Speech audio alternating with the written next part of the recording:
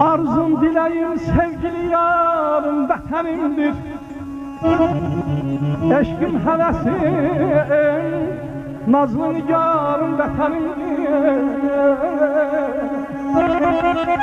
Almış məni yağuş məramında böyütmüşəm.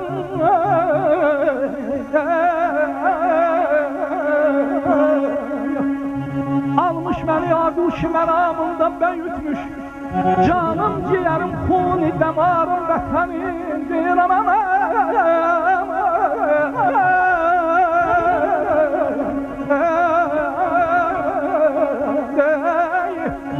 Ömrüm boyu yad ellə əksilməmişəm mən.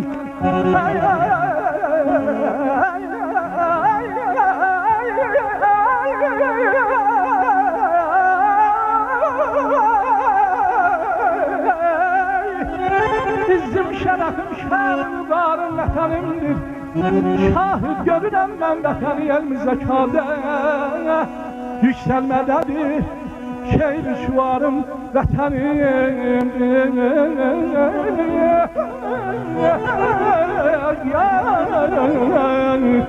Arzum diləyim sevgili yarım vətənim. Olmaz, olmaz, olmaz, olmaz, olmaz, olmaz, olmaz, olmaz, olmaz.